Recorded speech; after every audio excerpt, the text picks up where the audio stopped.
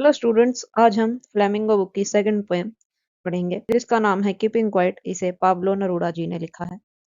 Poem शुरू करने से पहले हम पोइट के बारे में कुछ जरूरी बातें जान लेते हैं। पोइट का नाम है पाब्लो नरूडा। इनका जन्म हुआ था 1904 में और इनकी डेथ हुई थी 1973 में। पाब्लो नरूडा इनका निक नेम है, जैसे आपका घर का नाम चिंटू मिंटू, रामू श्यामू ऐसा कुछ होगा। रियल नेम है इनका नेफ्टाली रिकार्डो रईस बुजाल्टो। स्टूडेंट्स, ये सब चीजें आपको जरूर याद रखनी है, ये आपके एग्जाम में आ सकती हैं। प्लेस ऑफ बर्थ है इनका पर्ल, चिले नाम की एक जगह है, उनमें पर्ल नाम का कोई टाउन है, वहां पे इनका बर्थ हुआ था। 1971 में इनको नोबेल प्राइज मिला था और ये अपनी आसान और आसानी से समझ में आने वाले पोएम्स के लिए जाने जाते हैं। तो ये है पाब्लो नरूडा जी के बारे में कुछ महत्वपूर्ण बातें जो आपके एग्जाम में आपके काम आ सकती हैं। तो चलिए पोएम शुरू करते हैं। Now we will count to 12 and we will all keep still. अब हम 12 तक गिनेंगे और सब एकदम शांत रहेंगे, चुप रहेंगे, कोई भी हरकत नहीं करेंगे। For once on the face of the earth, let's not speak in any language. Let's stop for 1 second and not move our arms so much. एक बारी के लिए हम ना ही तो कुछ बोलेंगे, ना ही कुछ करेंगे, बिल्कुल शांत हो जाएंगे, रुक जाएंगे, अपनी जिंदगी के बारे में सोचेंगे। ना ही हम अपने हाथों को हिलाएंगे, ना ही अगर हम कोई हथियार चला रहे हैं तो उसको चलाएंगे। कुछ भी नहीं बोलेंगे, बिल्कुल शांत, बिल्कुल बिना हलचल के बैठेंगे। It would be an exotic moment without rush, without engines. We would all be together in a sudden strangeness. ये एक एक्सोटिक मोमेंट होगा, मतलब कि अनयूजुअल मोमेंट होगा, मतलब ये बहुत ही एक अलग सा नई चीज होगी, बहुत ही अच्छी चीज होगी। ना किसी को कहीं जाने की जल्दी होगी, ना ही मोटर गाड़ियां दौड़ रही होंगी।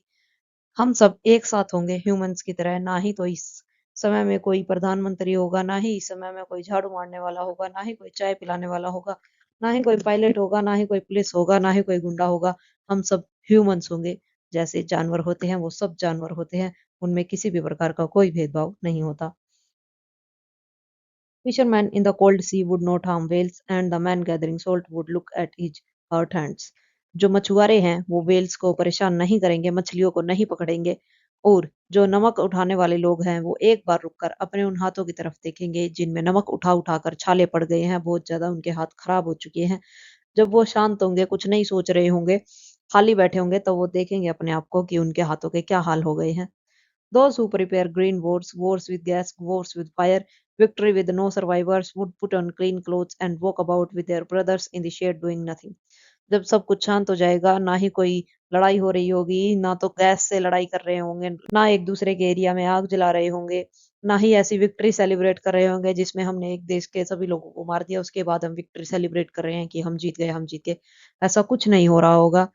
मुझे लगता है जो लोग ये लड़ाई करते हैं, जो देश या फिर जो आपस में लोग लड़ाई करते हैं, वो सब जब शांत हो जाएंगे तो वो भी अपने साफ सुथरे नए कपड़े पहनेंगे और अपने भाइयों के साथ पेड़ की छाया में चलेंगे, आराम से बैठेंगे वहां कुछ पल की शांति के साथ और सोचेंगे कि हम क्या कर रहे थे। What I want should not be confused with total inactivity. अब पावलो नरूडा जी बताते हैं कि जो मैं कह रहा हूँ इसका मतलब ये नहीं है कि आप सब कुछ बंद कर कर बैठ जाएं। Life is what it is about. I want no truck with death. Pablo Neruda ji अभी क्लियर करते हैं कि कोई भी काम ना करना, कोई भी हरकत ना करना, इसका मतलब ये बिल्कुल नहीं है कि आप सब लोग मर जाएं। जिंदगी को बस एक शांत तरीके से एक बार बैठ के सोचे कि आप जिंदगी में क्या कर रहे हैं। If you are not so single minded about keeping our lives moving and for once could do nothing. अगर हम अपनी जिंदगियों को आगे बढ़ाने के बारे में, मतलब इतना फास्ट पेसिंग, इतनी तेजी से चलने वाला जीवन है कि हम सब हमेशा यही सोच रहे होते हैं कि कब हम अपनी जिंदगी में आगे बढ़े, कल का दिन आए और कल मैं ये करूं वो करूं। आज का जीवन तो हम कभी जी ही नहीं रहे होते। तो पाब्लो नरूडा जी यही कहना चाह रहे हैं कि अगर हमारी ये जीत नहीं होती कि हम अपनी जिंदगियों को आगे बढ़ाना चाहते हैं, एक पल के लिए हम कुछ ना करें, ना ही कुछ सोचे, खाली बैठ जाए, ना ही कुछ बोले, perhaps a huge silence might interrupt this sadness of never understanding ourselves and of threatening ourselves with death.